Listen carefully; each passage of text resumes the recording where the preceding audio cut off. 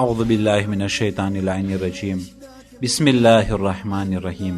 અઝીઝાની મોહતરમ, માહે Muharrem મહિનો આવી ગયો. જ્યારે માહે મુહર્રમ મહિનો આવતો હતો ત્યારે આપણા માસૂમ ઇમામો ગમ કરતા હતા અને ઇમામે અલી ઇબ્ન મૂસા રઝા અલૈહિ સલાતુ વસલામ માહે મુહર્રમની જ્યારે ચાંદ જોતા હતા ત્યારે ગમગીન થતા હતા અને એ સોગના કપડા પહેરતા હતા અને સર્વે મોમીનો ઇમામને જોઈ સોગના કપડા પહેરતા હતા અને ઇમામે હુસૈન અલૈહિ સલામને બહુ જ યાદ કરતા હતા.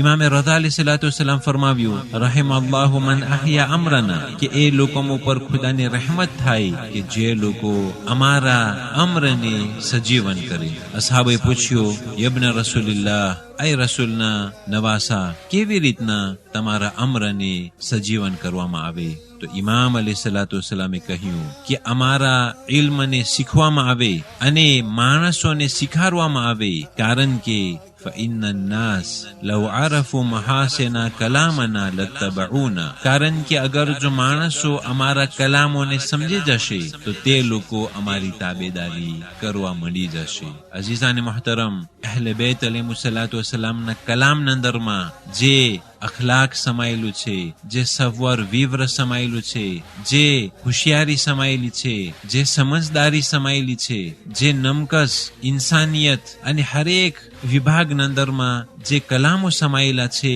આમ ઇન્સાન જ્યારે તેને સાંભળે છે, ખાલી એક જ કલામ તેઓ માટે કાફી છે કે તેઓ ઇમામ અલૈહિ સલાતુ વસલામના નકશે કદમ ઉપર ચાલતા થઈ જાય. ખાલી એક જ કલામ કાફી છે કે તે લોકો ઈમાન લાવે અને અહલે બેત અલૈહિ સલાતુ વસલામના નકશે કદમ ઉપર તેઓ ચાલતા થઈ જાય. એક આમ ઇન્સાન ફકત બિસ્મિલ્લાહિર રહેમાનિર રહીમ જ સાંભળે અને તેનો અર્થ કહેવામાં આવે તો ફકત આ એક જ આયત કાફી છે કે તેની જિંદગીને બદલાવી નાખે અને તેને હક તરફ લઈ આવે. એ રહેમતુલ લીલ આલમીનના નવાસા, કે આખા જગત માટે રહેમત અને કાયનાત માટે રહેમત તરીકે જે નબી આવ્યા હતા, એના નવાસા ઉપર આ ઝાલિમોએ કેવો વર્તાવ કર્યો. આ ઇમામે હુસૈન અલૈહિ સલામનો જે પેગામ છે, મુહર્રમ દરમિયાન જે મહાન પેગામો આપણા માસૂમો અલૈહિ સલાતુ વસલામ જે ચાહતા હતા, ઇમામે હુસૈન અલૈહિ સલાતુ વસલામનો જે આ પેગામ છે, એ પેગામને સમજવાનું અને જાણવાનું સર્વેનો હક છે અને આ પેગામને સર્વે ઇન્સાનિયત જાણે અને તેઓનો હક છે કે તેઓ જાણે. સર્વેનો ફરીજો છે કે આ પેગામને ખૂણે ખૂણે પહોંચાડે અને આ મુહર્રમ મહિનો આવી ગયો. આપણા માસૂમ અલૈહિ સલાતુ વસલામ આ મહિના દરમિયાન ગમગીન હતા અને તેઓ ઝિક્રે હુસૈન અલૈહિ સલામ અને મજલિસે હુસૈન અલૈહિ સલામ બરપા કરતા હતા.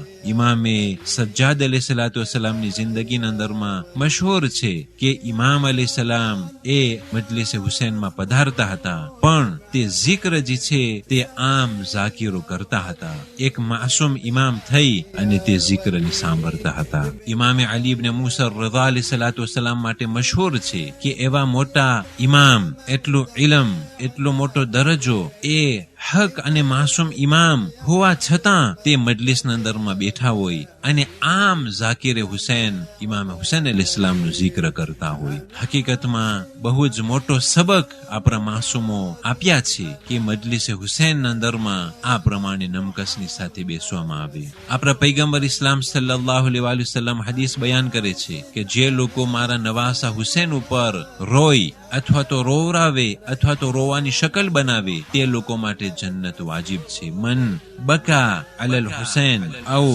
અબકા અવ તબાકા વજબત અલૈહિલ જન્નહ. પણ સવાલ એ છે કે જન્નત વાજિબ થઈ જાય છે તો શું જન્નતમાં દાખલ થઈ ગયા? જે પ્રમાણે એક માણસનો જ્યારે ઇક્તિસાદી હાલત બદલાઈ જાય છે અને જ્યારે તેના પાસે નાણું આવી જાય છે ત્યારે હજ વાજિબ થઈ જાય છે. પણ ઘણા લોકો હજ વાજિબ થવા પછી તરત હજમાં નથી જતા. ઘણા લોકો 10 વર્ષ પછી હજમાં જાય છે.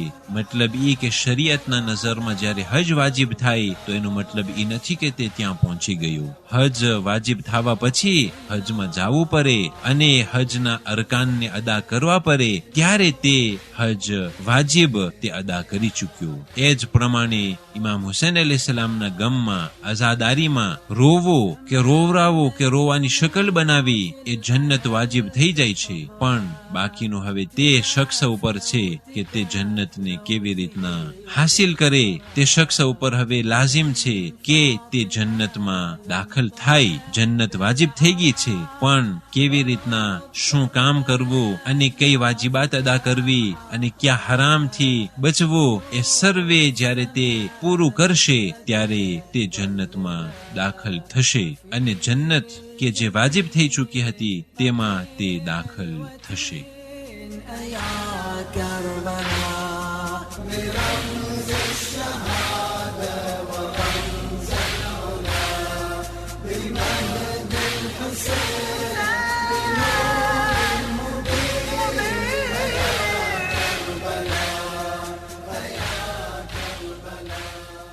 પહેલી માહે મુહર્રમ. અઝીઝાને મોહતરમ, હિજરી તારીખોના મહિનાઓ છે એ મહિનાઓના શરૂઆત માહે મુહર્રમથી થાય છે.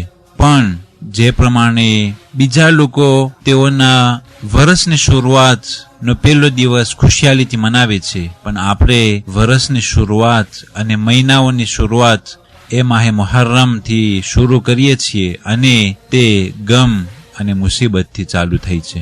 પહેલી મુહર્રમ આજની તારીખોમાં ઇમામ અલી અલૈહિસ્સલામના ફરઝંદ મુહમ્મદ હનફિયા વફાત પામ્યા. પહેલી મુહર્રમ આજની તારીખોમાં 4 હિજરી સનમાં એક લડાઈ હતી પૈગંબર ઇસ્લામ સલ્લલ્લાહુ અલૈહિ વસલ્લમ, અને તે લડાઈને ગઝવે ઝાતુર રુકા કહેવામાં આવે છે. પહેલી મુહર્રમ આજની તારીખોમાં ઉમર ઇબ્ન આસ 20 હિજરી સનમાં મિસ્ર પહોંચ્યો અને ત્યાં તે હુકુમત કરવાનું ચાલુ કર્યું. પહેલી મુહર્રમ આજની તારીખોમાં મુશરિકે મક્કા એ પૈગંબર ઇસ્લામ સલ્લલ્લાહુ અલૈહિ વસલ્લમ તથા તેના ઉપર ઈમાન લાવવાવાળા સર્વે ઉપર મુશરિકોએ તે લૌહતુલ મુકાતિઆ યાની કે રિશ્તો તોડી નાખવાનું મત અને જે પત્રમાં તેઓ લખ્યા હતા તેના ઉપર શાબે અબુ તાલિબની શરૂઆત થઈ અને લગભગ 4 વર્ષ સુધી શાબે અબુ તાલિબમાં પૈગંબરના સાથીદારો ઉપર તે આંબાર્ગો ચાલુ કરવામાં આવેલું હતું. પહેલી મુહર્રમ આજની તારીખોમાં એક મહાન આયતુલ્લાહ સૈયદ અબ્દુલ્લાહ શિરાઝી કે જે 1405 હિજરી સનમાં વફાત પામેલા છે.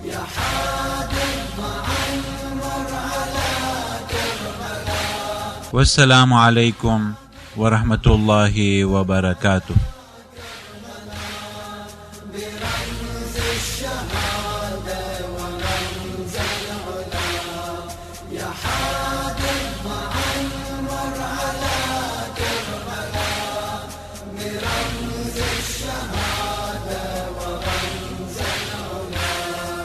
بالمهد الحسين بنور